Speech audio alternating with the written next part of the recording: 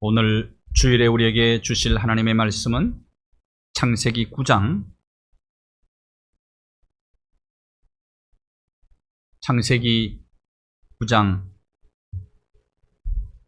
20절에서 27절까지의 말씀입니다.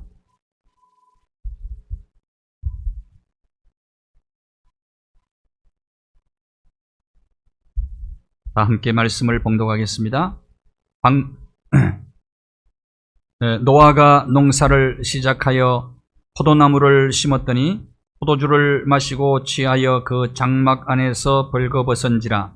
가나안의 아버지 함이 그의 아버지의 하체를 보고 밖으로 나가서 그의 두 형제에게 알림해 셈과 야벳이 옷을 가져다가 자기들의 어깨에 메고 뒷걸음쳐 들어가서 그들의 아버지의 하체를 덮었으며 그들이 얼굴을 돌이키고 그들의 아버지의 하체를 보지 아니하였더라.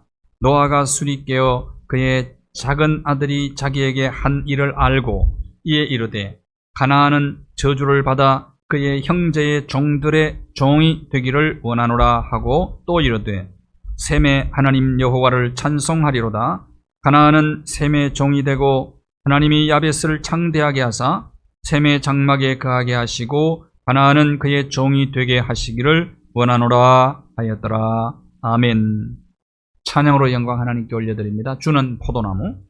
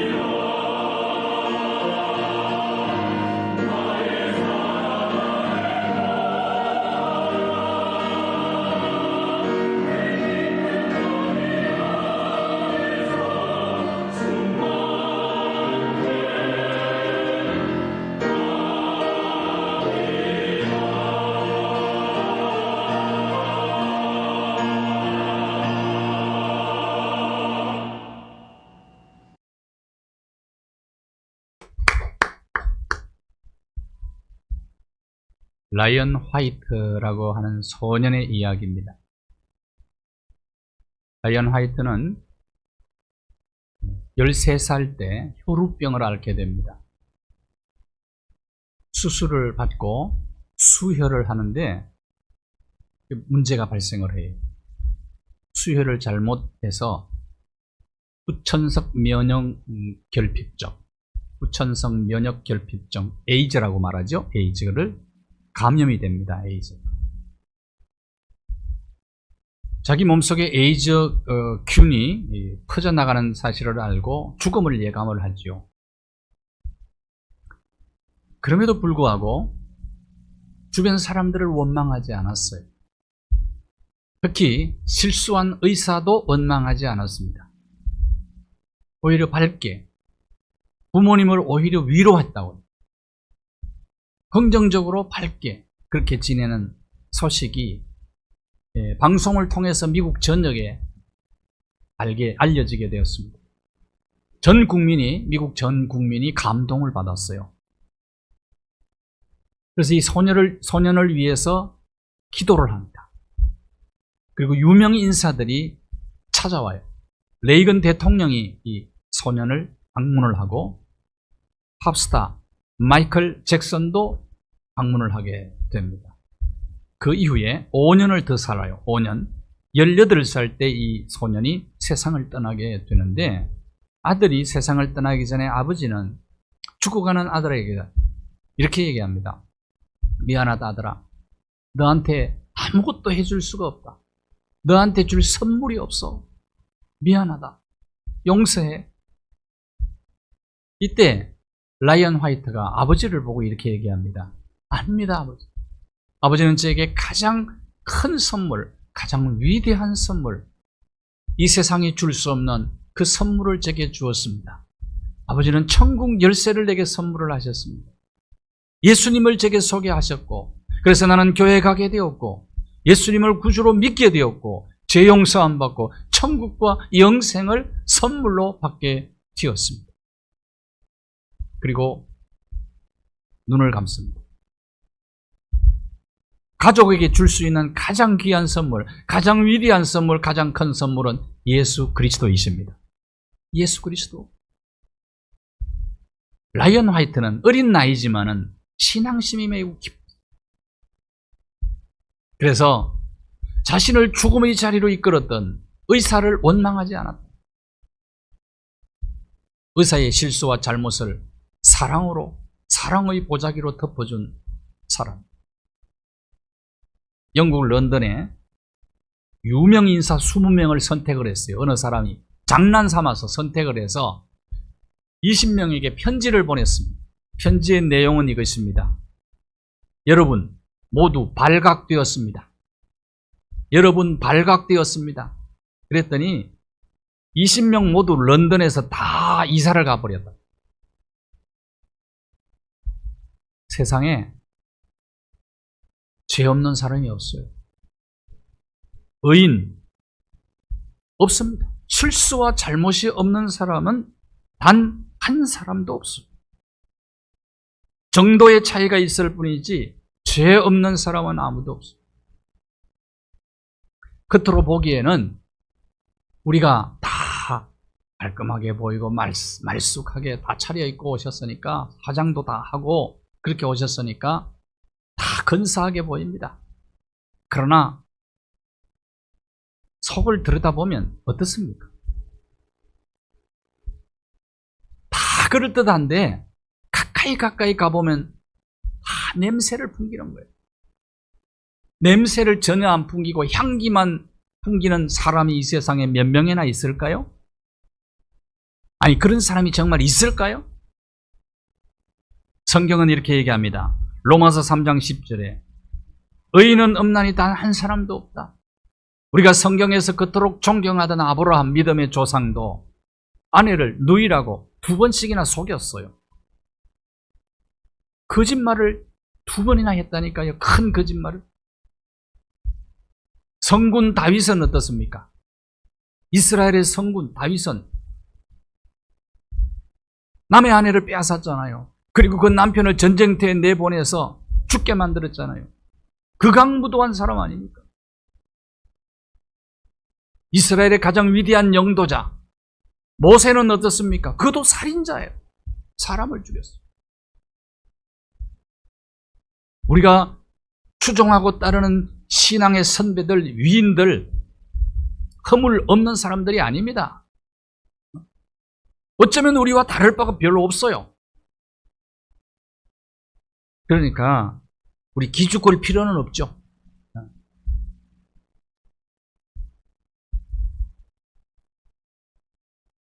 인간은 누구나 죄인이고 허물이 있고 약점이 있다. 이것이 성경적 인간관입니다. 성경적 인간관을 가진 사람은 사람에게 크게 실망을 하지 않습니다. 실망할 이유가 없어요. 그리고 내 인간관이 잘못됐기 때문에 남에게 난 실망했다 그 얘기를 한다고요. 내 인간관이 잘못된 거예요. 원래 그런 존재입니다. 사람이라. 창세기 6장 9절을 보십시오. 노아는 의인이었다고. 당대의 완전한 자였어요. 하나님과 동행하는 자였어요. 이것은 상대적 의입니다. 이런 노아도 실수를 했다고요. 어떤 실수를 저질렀습니까? 그러니까 다르게 살았죠. 그 당시 사람들하고는. 그 시대의 정신을 따라 살지 않고 다르게 살았기 때문에 홍수 심판 때도 노아와 그의 가족들이 구원을 받았어요. 근데 그 구원받은 다음에 노아가 큰 실수를 합니다. 어떤 실수입니까? 9장 20절과 21절을 한번 보십시오. 술에 취해서 벌거벗고 실수를 합니다. 큰 실수를 저질렀죠. 9장 27절에 그런데 둘째 아들 함이 어떻게 했어요? 22절, 9장 22절. 가나안 아버지 함이 노아의 둘째 아들입니다. 둘째 아들이 아버지의 실수와 아버지의 부끄러움, 수치를 자세히 관찰했다. 이 보고라는 단어가 라아라는 단어인데요. 아버지의 실수를요 자세히 주의하여 관찰을 했다고 되어 있단 말이죠. 그러니까 이게 아주 못된 아들입니다. 아버지의 실수를 보면 빨리 덮어줘야 되는 거 아닙니까? 그런데 여기는 그냥 단순히 보는 것만을 의미하는 것이 아닙니다. 아주 성적으로 아주 못된 아들이에요. 그런 의미가 더 속에 들어있는 거예요. 그리고 형 셈에게, 동생 야벳에게 아버지의 실수와 잘못 이것을 덜추어내서 떠벌리는 겁니다.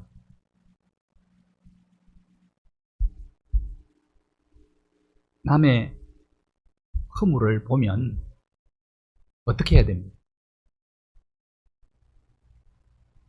남의 허물을 폭로하는 함. 그러나 아버지의 허물을 덮어주는 셈과 야벳. 여러분은 남의 허물을 보면 덮어줍니까? 아니면 덜추어내서 퍼뜨립니까? 나는 어떤 종류의 사람입니까? 나는 누구입니까? 타락하고 부패한 인간의 본성은 굉장히 악해요. 그 타락한 본성 때문에 인간은 실수도 하고 잘못도 저지르고 죄도 범하는 거예요. 그런데 인간이 그 악한 요소가 있단 말이에요. 인간 속에. 자기 잘못에 대해서는 한없이 너그러워요. 그런데 남의 잘못에 대해서는 송곳처럼 날카롭습니다. 그래서 내로남불이 생기는 거예요. 내로남불의 병이 모든 인간이 사실은 앓고 있는 병이거든요. 그 속에 있는 타락한 부패한 본성 때문에 그런 겁니다.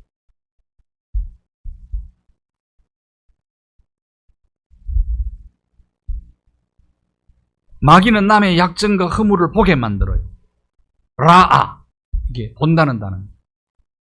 뭘 잘못하나? 남의 잘못을 언제나 살피는 사람이 있다. 그리고 발견하면 이걸 그냥 덜추어서 계속 퍼뜨립니다. 이것은 마귀가 굉장히 좋아하는 일이죠. 마귀가 좋아하는 일. 그렇다면 만일에 내가 그렇게 산다면 나는 마귀의 하수인으로 사는 거죠. 사람들이 남을 칭찬하는 것보다 남 흉보는 것, 이런 거 더 재밌어 합니다. 남 잘했다고 그러면 시큰둥해. 근데 남의 그 스캔들이나 뭐 남의 약점이나 실수나 잘못이나 이런 것을 얘기하면 너무너무 재미있게 들어요. 너무 재미. 그리고 그걸 들으면 또 여기 얘기 안 하면 입이 건지러워서 못 견뎌요. 이게 인간 속에 있는 악입니다. 타락한 본성 때문에 그렇다는 거예요. 마귀는 이걸 조장을 합니다. 계속해서 남의 잘못을 찾도록 만들고 그것을 퍼뜨리도록 만드는 거예요. 요즘도 가짜뉴스가 얼마나 많습니까? 아니 땡 굴뚝에 연기가 날까? 요새는 나요. 요새는. 잘 보셔야 돼. 분별을 하셔야 돼.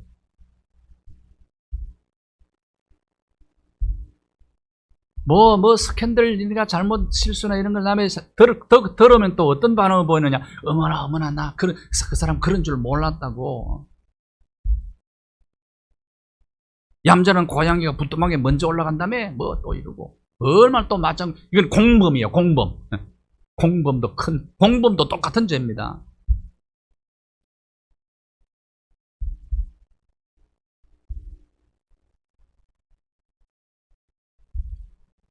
자, 노아가 잠에서 깨어나고 난 다음에 대노합니다.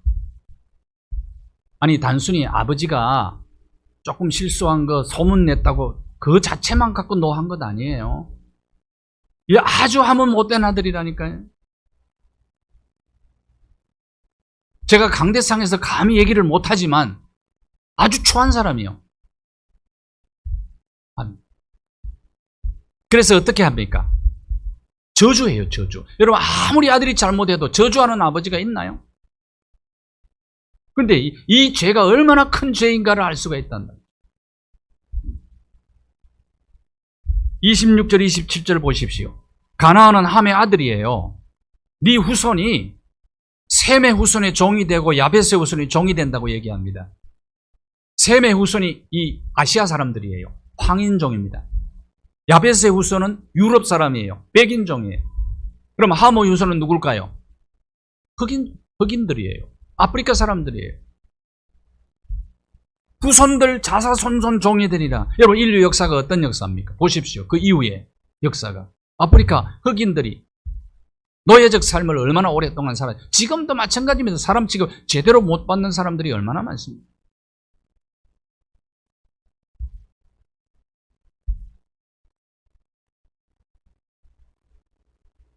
함도 좀 억울한 부분이 있지요.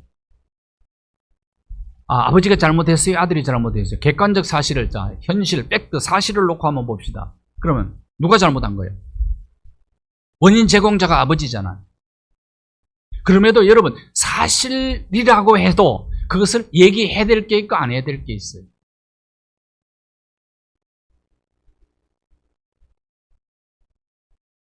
사실이 아닌 것도 사실로 꾸며서 퍼뜨리는 세상이 되니까 뭐 사실을 얘기한 것이 뭐가 죄가 되겠느냐.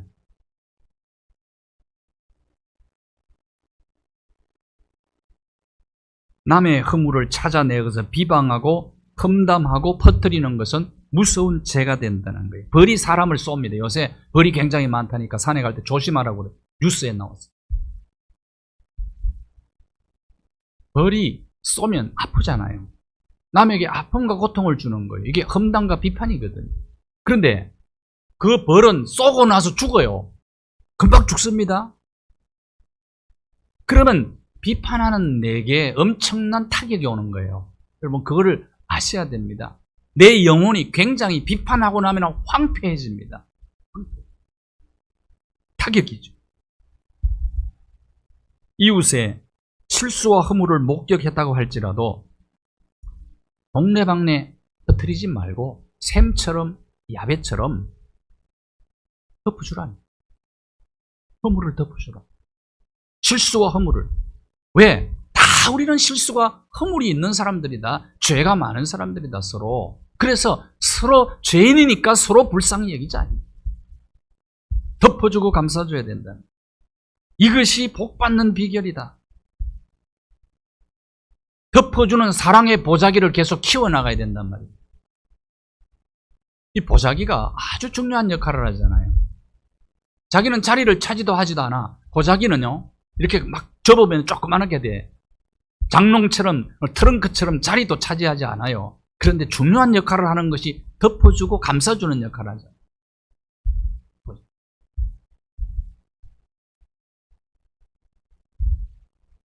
이것이 복받는 비결이라는 거예요. 원리입니다. 이건 성경의 원리예요. 아니, 잘못인 줄 뻔히 아는데도 못 본 척하고 눈 감아주라는 말입니까? 이렇게 질문하는 사람이 있어요. 아니, 그냥 두면 버릇되고 습관됩니다. 버르장머리를 뜯어 고쳐야 됩니다. 이렇게 얘기하는 사람이 있어요. 충고해야 되죠. 충고할 수 있어요. 그러나 그것은 사랑의 충고이어야 됩니다.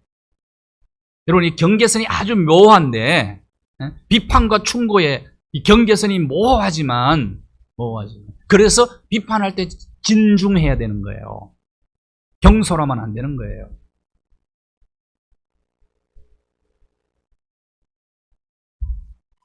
이웃의 죄와 허물이 보일 때 입장 바꾸어 놓고 생각하고, 우리 서로 다 허물과 죄가 많은 사람이니까 서로 불쌍히 여기며 사랑의 보자기로 감싸주면 모두에게 복이 된다는 거예요. 함이 입만 벌리지 않았다면 문제가 일어나지 않았어요.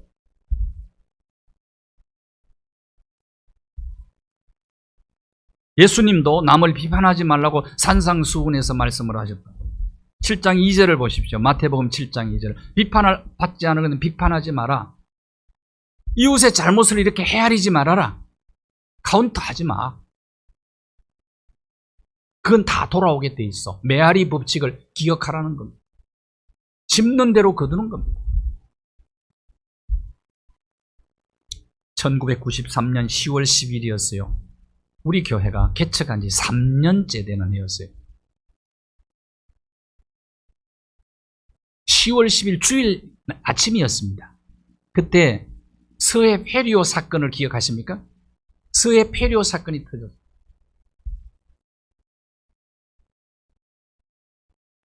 항구를 출발한 배가 15분 만에 가라앉아 버렸어요. 정원을 초과했더라고요. 130명 정원을 초과했어요. 그 배가. 362명이 성선을 하고 가는데 배가 침몰해버린 겁니다.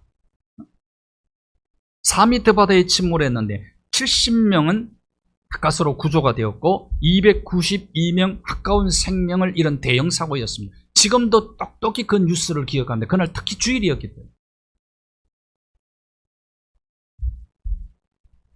인양 작업을 하게 되었는데 대부분의 시신들을 다 인양을 했는데 선장의 시체를 찾지를 못했어요. 근데 선장을 놓고 어느 신문사가 보도를 했어요. 선장이 보명보트가 어디 있는지 제일 잘 알기 때문에 자기가 보명보트 입고 도망가 버렸다. 이렇게 신문을 냈어요. 그랬더니 그 다음 또 신문이 어떻게 났느냐. 그래, 책임이 무서우니까 도망갔지. 또 이렇게 나왔어. 또 신문 하나에서는 도망가는 것을 보았다고. 누가 또 그게 누구냐? 경찰이 가장 가까운, 선장하고 가장 가까운 경찰이 봤다고 신문에 또 내버렸어. 그 길까지 사진 찍어 갖고 내버렸어. 그러나 이제 기정사실화 돼버린 거예요. 다른 사람이야 죽든 말든 선장 지 혼자 살려고 도망갔다. 이렇게 돼버린 겁니다. 그런데 3일 후에 배 밑창에서 선장의 시신을 발견을 하게 됩니다. 사망 시간과 그 위치 이런 걸 분석해 본 결과 해석이 이렇게 나왔어요. 선장은 끝까지 마지막 최후의 순간까지 사람을 살리려고 무던히 애를 쓰고 갔다. 여러분 보십시오. 남의 얘기 가볍게 하는가?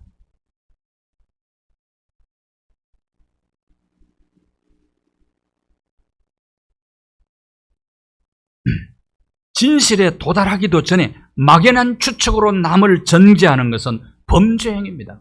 큰 죄입니다. 그래서 예수님은 이 판을 금하셨던 거예요. 로마서 14장 4절을 보십시오. 남의 하인을 비판하는 너는 누구냐? 그 사람의 주인이 따로 있다는 거예요. 내가 비판하는 그의 주인이 하나님이라는 겁니다. 주님이 내가 볼 때는 그가 지금 실수가 많아.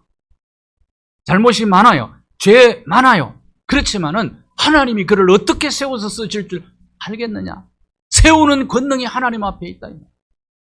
그래서 함부로 사람을 비판하죠.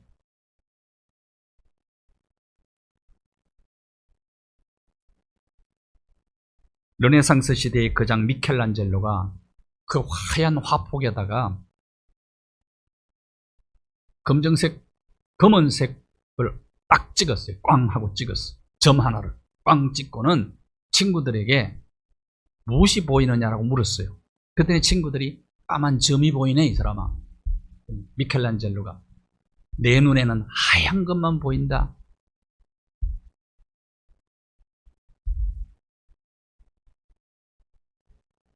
부정적인 사람은 언제나 부정적으로 봐.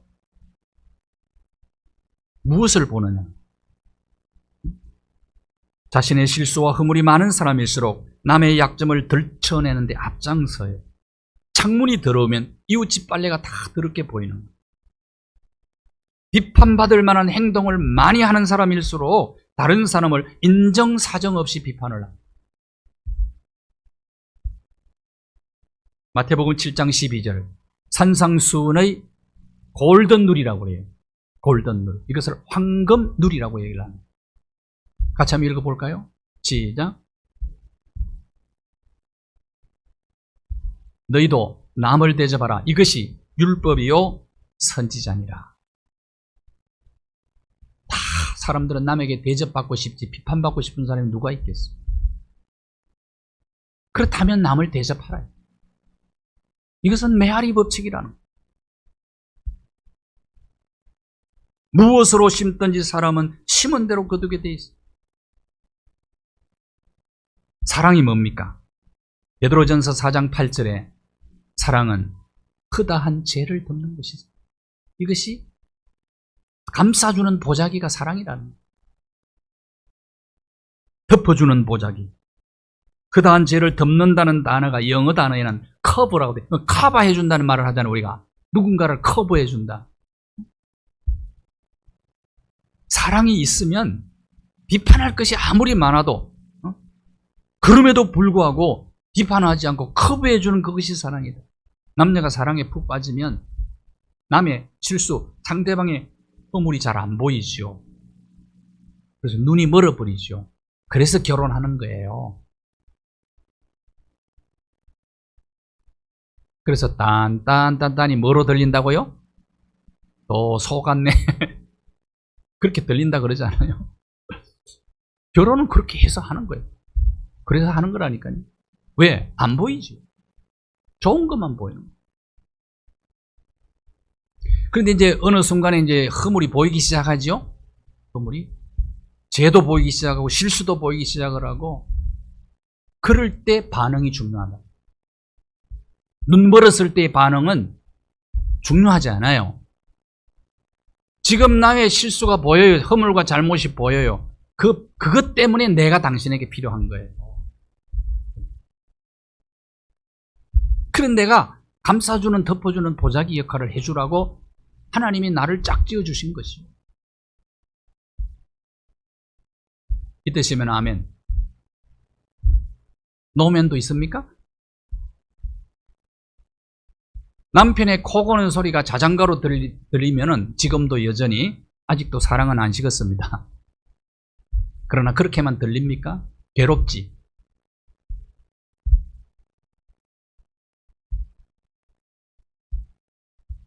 가까이 지내다만 먼데 있는 사람 문제가 안 돼요. 여러분, 가까이 있는 아들이 아버지의 실수 들춰냈다니까요. 먼데 있는 사람 문제를 안 일으킵니다. 말썽 안 부려요. 가까운 데 있는 사람이 있어요.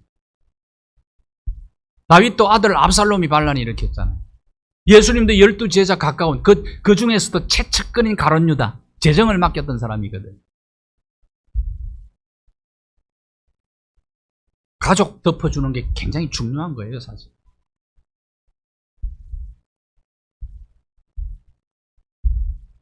엄마의 눈에는 갓난아기의 허물이 보이지 않아요. 얼굴에 코를 떡칠을 하고 있어도 뽀뽀해 주잖아요. 먹다가 흘려놓은 것도 주워 먹잖아요.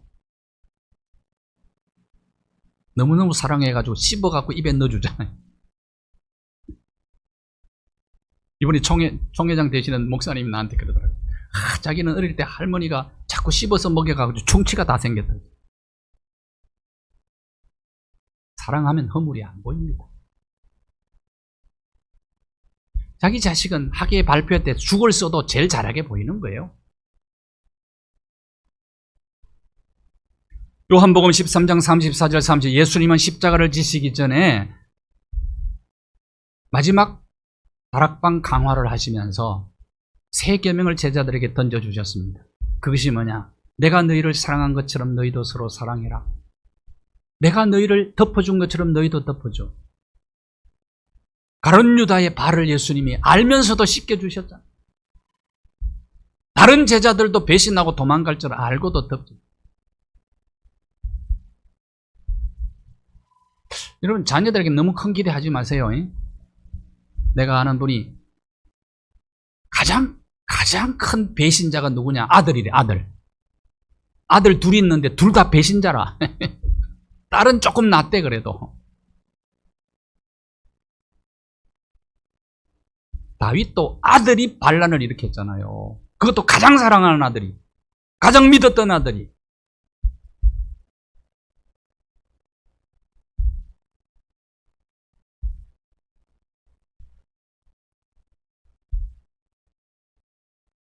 예수님은 제자들에게 내가 너희를 사랑한 것처럼 너희도 좀 사랑해. 그러면 너희들이 내 제자인 줄 세상 사람들이 알게 될 거라고. 예수님을 보여주는 화면이 될 거라고. 전지전능하신 분 앞에 우리 감출 수가 없잖아요. 훤히 다 아시는데 덮어주는 거 쉽지가 않아요, 여러분. 속속들이 다 알고 있는데도, 그럼에도 불구하고 덮어준 거예요. 감싸준 거예요. 용서한 거예요. 십자가 지면서 원수들을 용서해달라고 기도도 했잖아요. 이것이 세 계명이라는 거예요. 세 계명. 사탄은 계속 고소해요. 근데 예수님은 용서하세요. 예수님은 계속 덮어줘요. 사탄은 덜 추워내요. 예수님은 감싸줘요. 어머니 치마 자를 것 같은. 사탄은 계속 죄책감을 주어서 괴롭게 만듭니다. 근데 예수님은 씻어준다는 거예요. 당신의 피로 우리를 씻어준 거예요. 지우개로 지워준 거예요. 십자가는 지우개입니다. 인류가 발견한 가장 위대한 발명품 지우개라는 걸 아십니다. 지워서 히브리서 10장 17절에는 다시는 우리의 잘못과 불법을 기억지 않으시는 하나님. 하나님이 기억하지 않는다는데 왜 내가 기억할 필요가 있어요? 상대방의 실수와 잘못을. 하나님이 지웠다는데 지우개로 왜 내가 메모를 해놓을 필요가 있느냐 말이에요.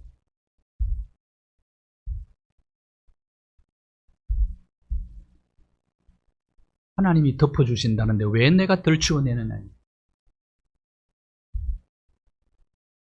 외모적으로는 나무랄 데 없는 한 여인이 있었습니다. 근데 그 여인에게 한 가지 컴플렉스가 있었어요. 머리숱이 너무 적은 것. 파마를 해도 모양이 잘 안 나. 그런데 어느 날 갑자기 눈썹이 빠지기 시작을 해요, 이 여인이. 눈썹이. 그러더니 빠지더니 계속 빠지더니 전부 다 빠져버렸어. 충격을 받은 거예요. 그래서 이렇게 잘 그리고 하는데 이제 사랑에 빠져서 결혼을 하게 되었는데, 뭐 머리숱 작은 거는 감출 필요가 없었고, 그런데 자존심 때문에 여인의 자존심이란 눈썹을 감추고 싶어. 남편. 눈썹 빠진 거. 그러니까 얼마나 신경을 쓰는지 샤워하고 난 다음에도 가장 남편 몰래 이거 그리고 나오고 세수하고도 그렇게 하고 나와요. 행복하게 잘 살아요. 남부럽지 않게 사는데 갑자기 남편 사업이 부도가 나죠. 그래서 생계 유지를 위해서 리어커를 끌고 아내와 남편이 연탄 배달을 합니다. 저 달동네 연탄 배달, 더운 여름에 땀을 뿔뿔 흘리면서 연탄을 남편은 끌고 아내는 밀고 올라가는데 갑자기 강한 바람이 唰 하고 불어오더니 연탄재가 아내의 얼굴을 덮쳐버렸어요. 그러니까 눈도 따갑고 눈물도 나고 땀도 막 흐고. 그런데 남편이 손수건을 가지고 가까이 다가오는데 가슴이 콩닥콩닥해. 남편이 얼굴을 닦아줍니다. 닦아주는데 눈썹은 남겨놓고 닦아요. 눈썹을 남겨놓고 닦은 것. 남편이 이미 다 알고 있었고 아내의 눈에 눈물이 가득 고입니다. 남편은 정성스럽게 아내의 눈물을 닦아요. 아내가 간직한 비밀을 간직할 수 있도록 남편이 도와줍니다. 아내의 자존심을 지켜주는 것이 사랑이다. 이것이 덮어주는. 우리의 가정이 이런 공동체가 되기를 바라고요. 교회 공동체도 이런 공동체, 나라 민족 공동체도 이런 공동체가 되기를 주님의 이름으로 축원합니다. 감사합니다. 말씀 나누었습니다. 우리 모두는 허물과 잘못이 많은 사람들입니다. 그래서 서로 불쌍히 여기며 서로 입장을 바꾸어 놓고 긍휼히 여기고 감싸주고 덮어주는 사랑의 사람들 되게 하여 주옵소서. 함부로 너무 가볍게 경솔하게 이웃을 비판하지 않게 도와주시고 정말 우리가 서로 덮어주고 감싸주는 가운데 우리가 함께 살아가는 더불어 살아가는 공동체, 가정 공동체, 교회 공동체, 우리 민족, 나라 공동체가 아름다운 사랑의 공동체가 되도록 축복해 주시옵소서. 예수 그리스도의 이름으로 기도하옵나이다. 아멘.